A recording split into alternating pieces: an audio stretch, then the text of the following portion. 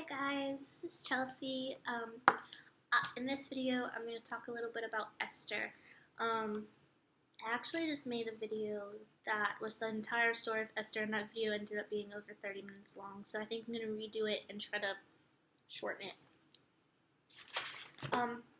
Basically, I'd encourage you to look up the story of Esther yourself, read the story, so that way you understand what I'm talking about, and that way I don't have to make a 30-something minute video telling the entire story. Basically, Esther became the queen of Persia after her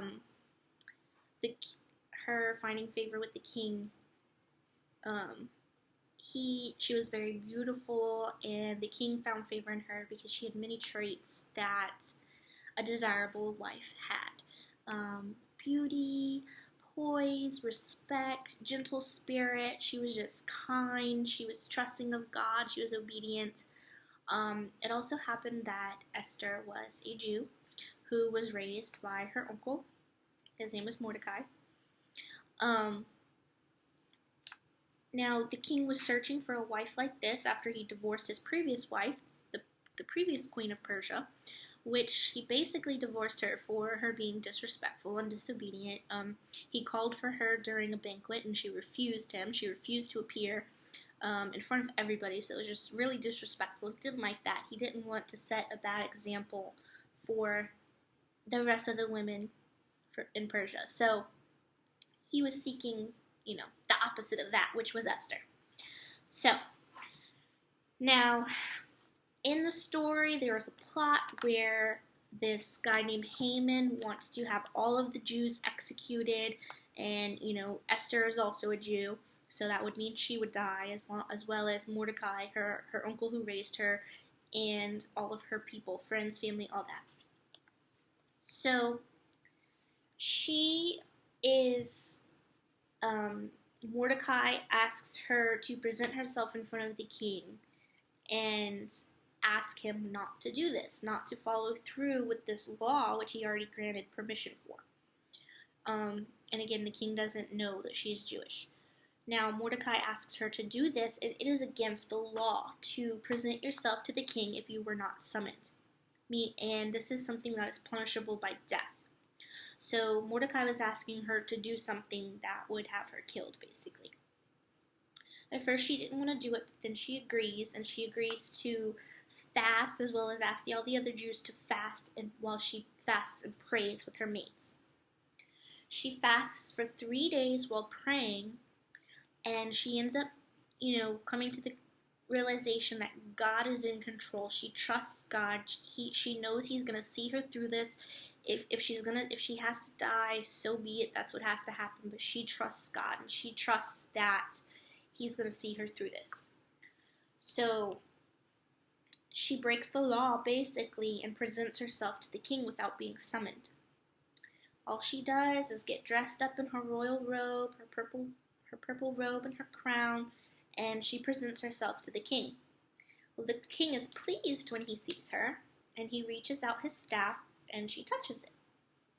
He welcomes her in, and that's basically saying she will not be punished for breaking the law, presenting herself to me even though I didn't call for her.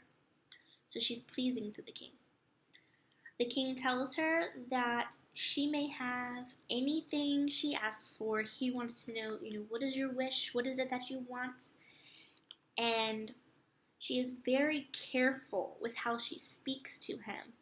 She knows that there is power in her words and how she approaches him, and there's power in how she asks for things. So she says, if it pleases you, if it pleases the king, I would like to throw a banquet, or I would like to throw a feast for you and Haman. Haman is this guy that, is important to the king, and, but that's the guy that wants to see Mordecai and the Jews killed. So the king grants her this, and he says, okay, you may throw this banquet and this feast. So she does. The next day, or whatever it may be, she throws this feast and this banquet. And again, the king is like, what is it that you want? What you can have whatever you want. You can have half my kingdom, whatever you want. Queen Esther, I don't even know what it is, but I just like you. and you can have whatever you want. And again, she is very careful with how she speaks. She is very wise. She knows the way to word things. And again, she says, if it pleases you, I would like to throw another banquet in the king's honor and invite Haman, and then I will reveal my request if that is okay. The king is pleased with the way she approaches him. She's very sweet. How can you deny her? How can you deny that request? So he agrees.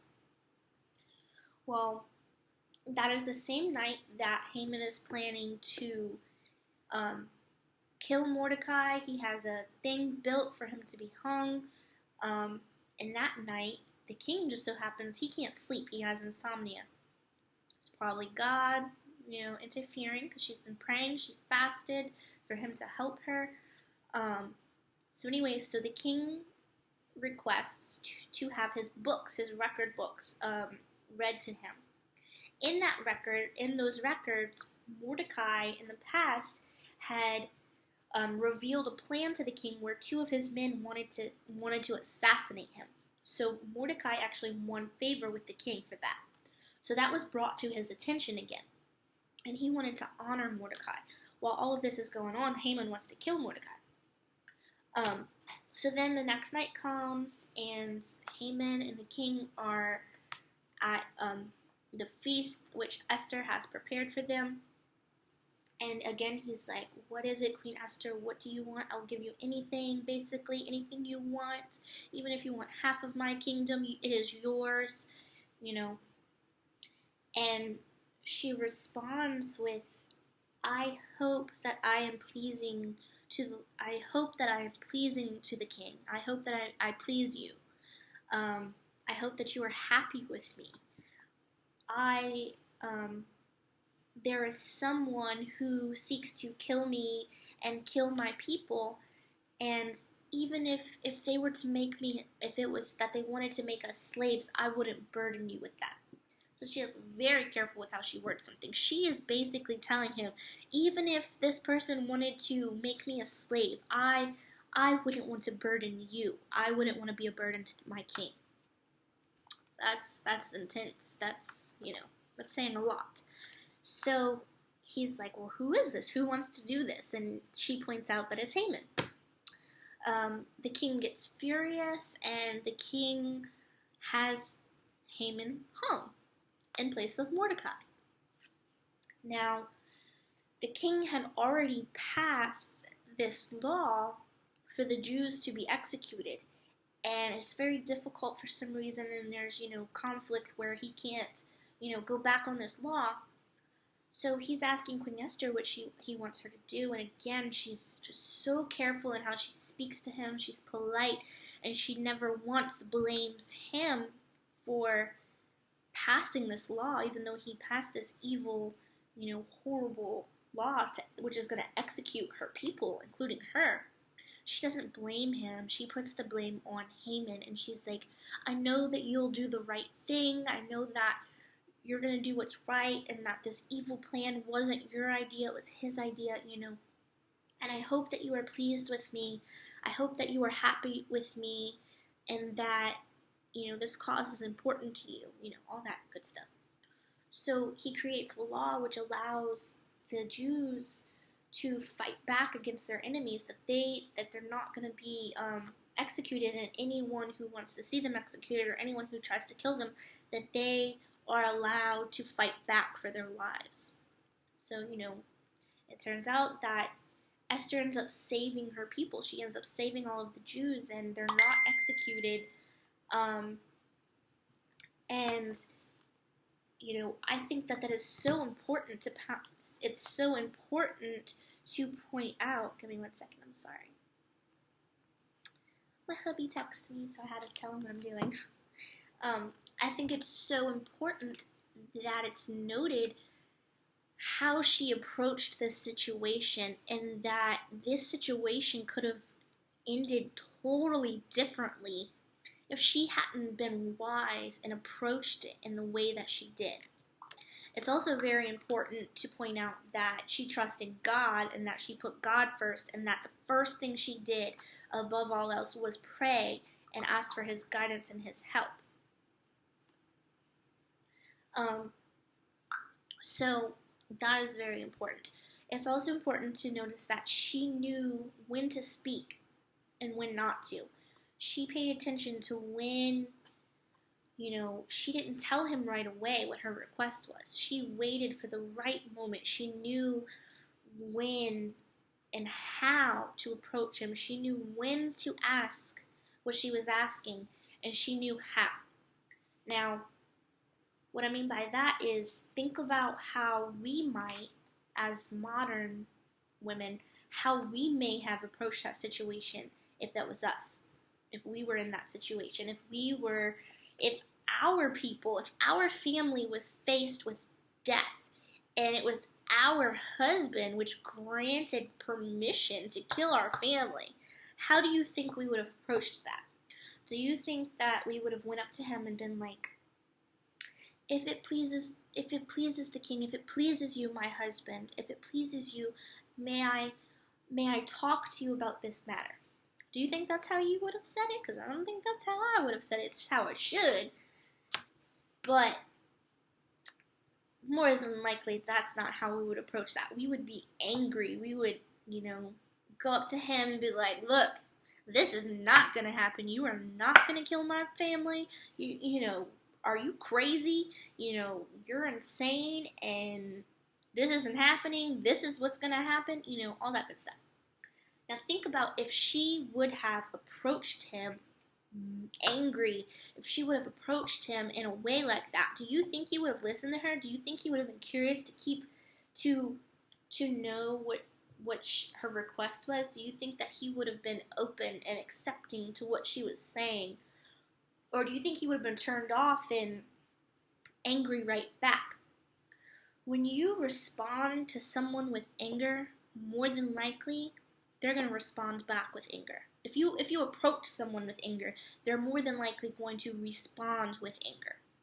If you approach someone with kindness, more than likely they will respond with kindness. So think about how you, in an argument or a disagreement or any situation with your husband, how do you typically approach him? If you want something done, do you nag him? Do you belittle him? And really think about this. Don't just say, oh no, I don't do that. Because a lot of people do, and I have done it, and I know people who have done it, and I know people who do it.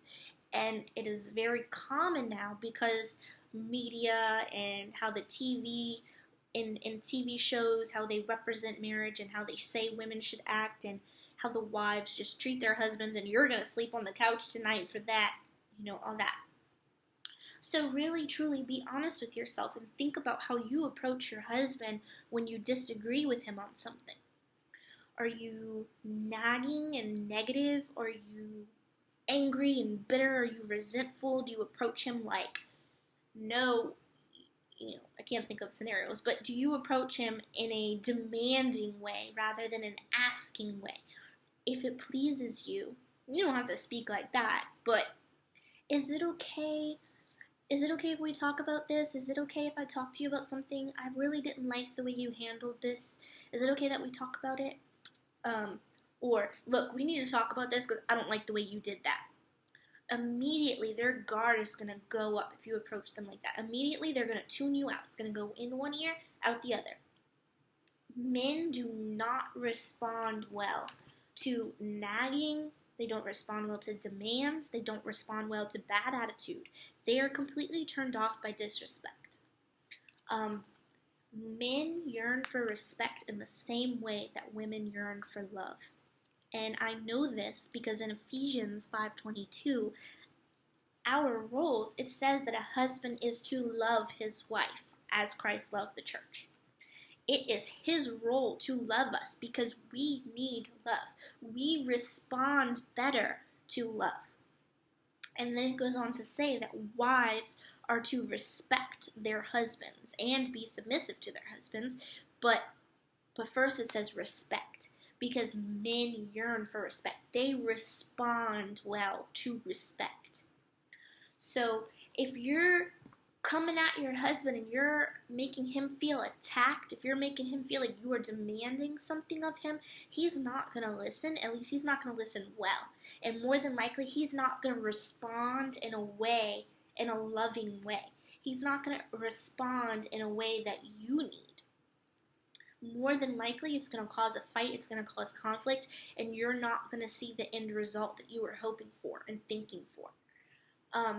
But if you can approach him respectfully, if you can approach him with kindness and gentleness in your tone of speech, if you can approach him with just gentleness in your spirit, if you can show him that you're just genuinely concerned about this, you're not angry, even if you're a little upset, you shouldn't have anger in your heart, and you shouldn't approach him like you're angry. People just, it's just natural, and they're just made that way. God made him that way. He's not going to respond well to you being angry and, disrespectful and having a sassy, bad attitude. They don't respond well to that. So I hope that you understand the connection of what I was trying to make with Esther and how what am I trying to say? She saved her people. She saved a nation by the way she conducted herself, by the way she spoke to her husband. She was wise, and she knew how to approach him. She knew how to speak to him. She knew the ways to kind of work his heart in favor towards her and in favor towards whatever her request was. She didn't come at him angry, even though she had every right to be.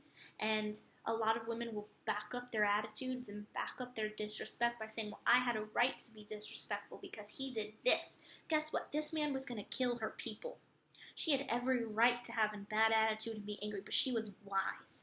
And she knew what her role was. She knew the way to win him over. And the Bible does say that wives can win their husbands over with their own behavior. And that is so powerful. Women do not realize how powerful they are. In order to be a powerful woman, you do not need to be demanding and mean and rough around the edges. That is not how you have to be to get someone to do what you want. We have the power to win someone over by not even saying anything. We have the power to win someone over by being kind. I mean, why choose any other way? If you can just be nice to someone and they'll do whatever you want. And not in a negative way, not in a bad way that, whatever, to be spoiled. But, in a way that if you truly want something and if you want a healthy relationship, all you gotta do is be respectful. It's simple. I know it's hard. Trust me, I know it's hard because, about a year ago, my husband and I went through this little patch. We've overall rarely fight, and we overall have had an amazing relationship just because I am passionate about these things, and it's always been in my heart to believe this way. But I'm not perfect. I'm still human, and I'm still a person. And we had a rough patch about a year ago for a few months where we were fighting a lot, and it boiled down to my responses to him. I had 2 children. I was a new mom of 2 kids. I wasn't sleeping at night, and that's an excuse. You may think that you're justified in your excuses for being disrespectful and having attitudes and nagging and just being ill towards your husband, but you're not justified, and that's not an excuse. You will see that he will want to be respectful in return towards you, and you will see that you won't fight and you won't have conflict if you can just realize that you're not justified in having a bad attitude, that it doesn't matter. It doesn't matter whatever's going on with you if you're just going to cause more pain and more anger if you respond in that way. So I really hope that I didn't get off track and that all of that made sense and that you can see why I'm relating Esther and the way she conducted herself with how we should be towards our husbands. I think that it is so important, and I think that women are so powerful. I think that we have such a big influence on our husbands and our families and our children, but we tend to try to influence them in a negative way or in the wrong way when we really can do it in such a good, just a good way. I mean, we should aspire to be that. We should aspire to be like that. So That's all I'm going to say because this ended up getting long. But I love you. God bless. And I hope this message and this video helps you in some way.